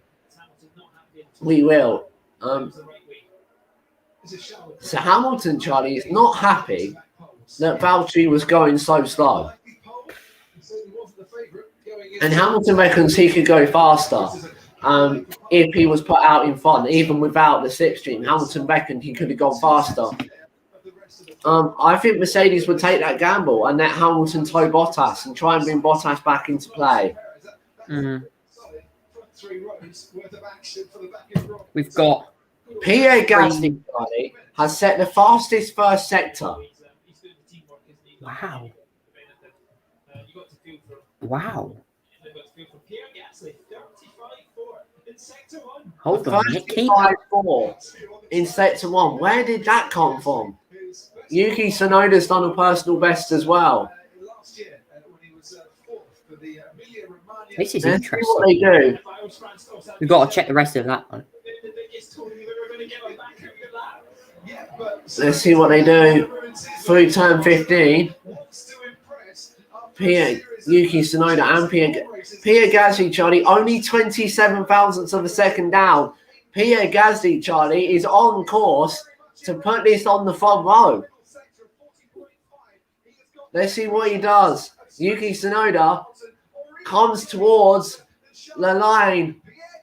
Now, Tsunoda goes 7th, but Pierre Gasly goes 4th. Wow. Towards the line, he's full fastest, like you said. Wow, a lap from Gasly. Tsunoda must have had an issue on his lap, unless he will go again. And they're all coming out again, Charlie, now. And Lando Norris gets a bit racy with Carlos Sainz at the pit exit. Them two are certainly getting racy. Hamilton on softs, all drivers on softs. Bottas, though, only 10th. He's going to have to certainly pick himself up now. 2.5 minutes to go, Charlie. We were excited before this qualifying session even began. We're even more excited now. Bottas radio. Oh, Valtteri Bottas, Charlie, has been sent out first again. Oh. And the next car behind him is Charles Leclerc, who is not going to want to overtake Bottas. But Bottas is really backing them all up. They're now all overtaking Bottas at the castle section, Charlie. This is going to get tight. But Bottas is on his way back to the pits, Charlie. Really? They are told, they've been told, Charlie, that they can't go any slower than 2 minutes and 7 seconds. If they go slower than that, then they will be receiving a penalty. So they are going to have to pick up the pace a bit. They should all be comfortable to make the line, unless they really do back it up down the straight. Previous polls in Azerbaijan, Bottas in 2019, Vettel in 2018, Hamilton in 2017, and Nico Rosberg in 2016. Bottas, Charlie, is all the way down in 10th. And they're all scrapping for position. I don't know where the Mercedes are versus Hamilton is. I haven't seen that in a little while. But they are really going slow down the home straight. There's a yellow flag out, Charlie, because they're all going too slow. What on Right. earth is going on? Here we go. Verstappen flaunts it. Final flying laps. Hold on tight. Don't go anywhere. We might even need a seatbelt for this one, Charlie, as well. Are they all going to get across the line? This is really tight. There's 20 seconds to go. Are they all going to make it? You're right, Charlie. Are they all going to make it? Verstappen's made it.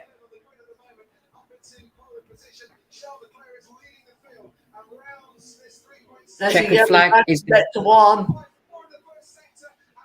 And it's Yuki Tsunoda. Tsunoda's in the barriers and it's a red flag. And is he colliding with Carlos Sainz? Yuki Tsunoda and Carlos Sainz collide. Oh. Leclerc is on pole.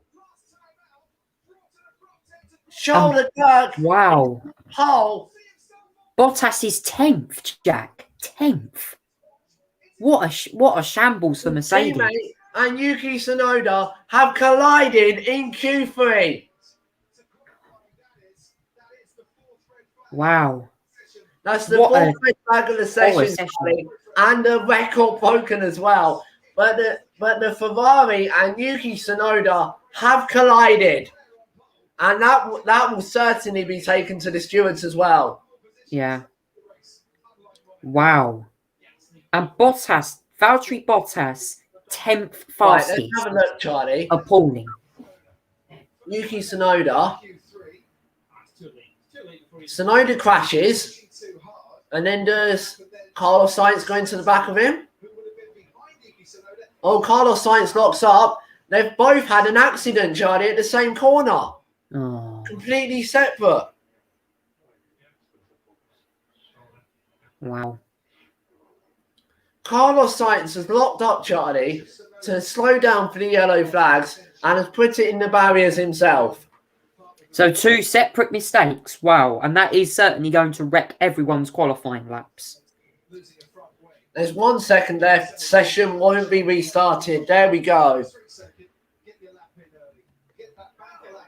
So unlike Monaco, Charlie, Hamilton will start second.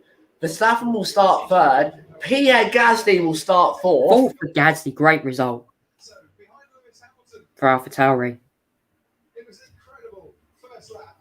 Charlie, was that the most bizarre Azerbaijan Grand Prix qualifying session that you've ever seen? Yeah, and certainly for the second Mercedes, absolutely appalling session for the Finnish driver, Valtteri Bottas. It is. This time, Charlie, Charles Leclerc will get his pole position, unlike last time when it was snatched away from him. His 9th pole in Formula 1. And for the second straight pole as well.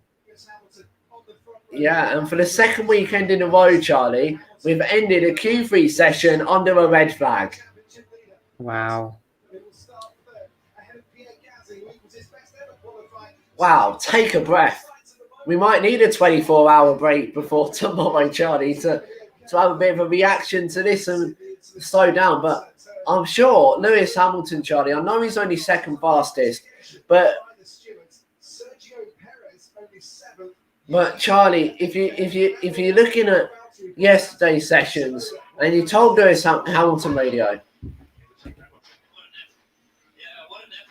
Hamilton, Charlie, is absolutely delighted, and so he should be, because when he was P16 this morning or whatever it was, no one saw a second place, did they? No, he's pulled it out the park. Hamilton has turned his weekend around. Bottas, though, Valtteri Bottas, that will be one of these worst qualifyings I've ever seen with Mercedes. 10th. Yeah. Fast. I mean, Charlie, it's not often that you get qualifying like that, is it? No, certainly not. Big winners out of that. Same for Yuki Tsunoda because he looked really strong. But Pierre Gasly, 4th place. Yeah. It was Charlie. Yeah. It is possible to overtake here, Charlie. Isn't it?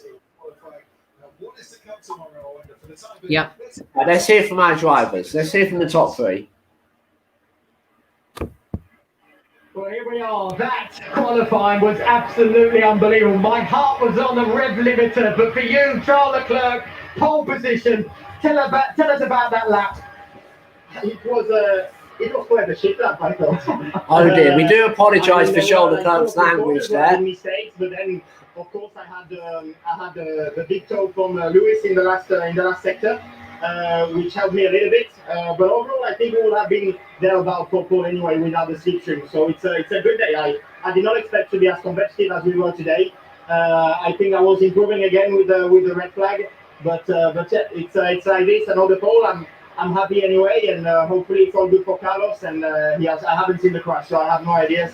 I hope all okay for the team. Right, and second pole position on the trot. That must feel absolutely brilliant, and it must give a lot of motivation to you as a driver, but Ferrari as well. Yeah, it definitely feels very good. On the other hand, it's with the red flag again, so I wish we had it on the normal track. But at the end, the pole is a hill. There's Carlos there. This is I think about to happen. Oh. And that was the one that sort of made it happen. Anyway, for the race tomorrow, how does the car feel? Do you think you can sort of give it a good one with all those very tough drivers around you? Yeah, car felt quite okay, but I believe Mercedes and Red Bull has something more than we have in the race, especially. We've seen that in FP2. So it's going to be very difficult because here it's not like Monaco, they can overtake. So I'll try to do the best job possible, and hopefully we can keep that first place. But it's going to be difficult. Well done for the competition. Good stuff. Well done. Okay.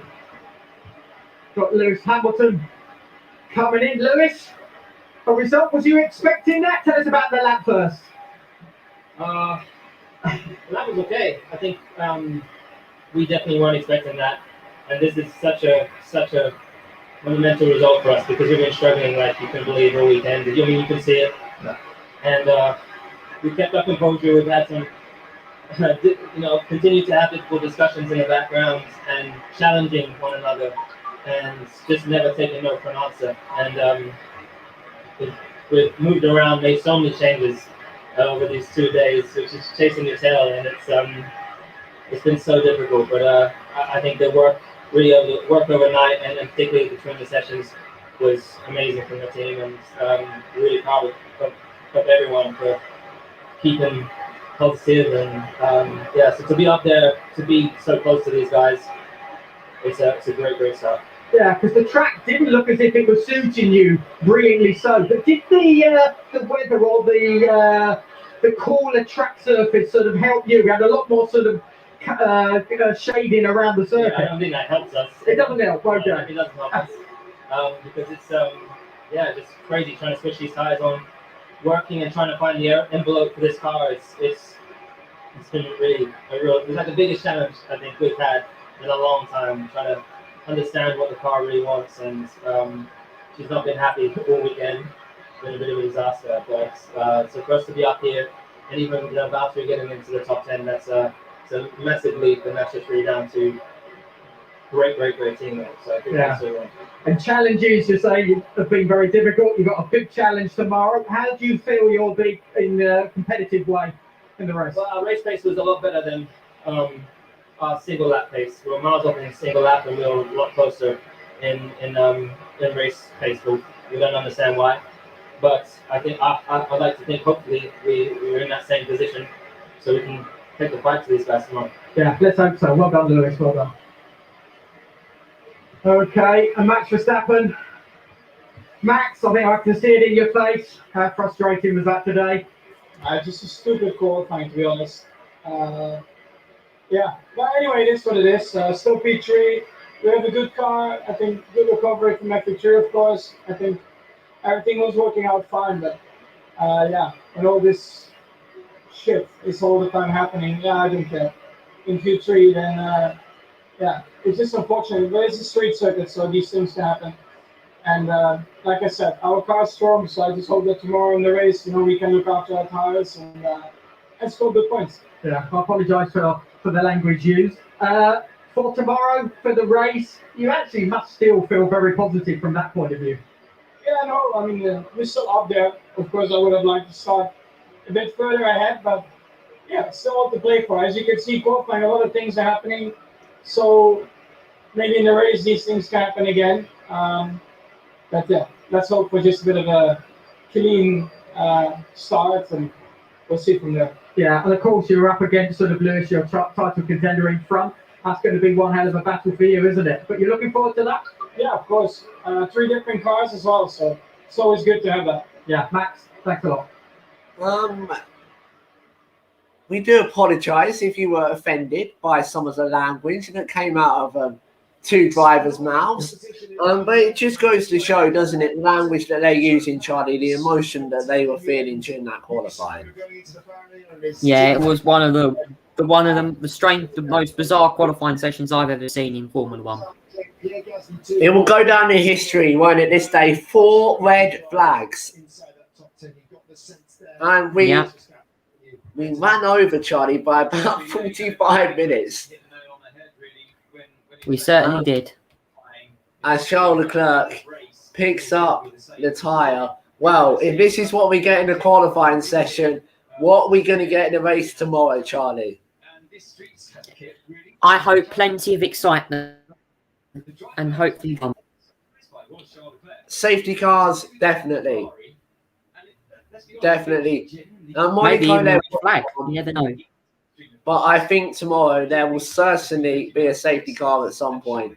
We'll find out tomorrow at 12:35 when Formula One returns.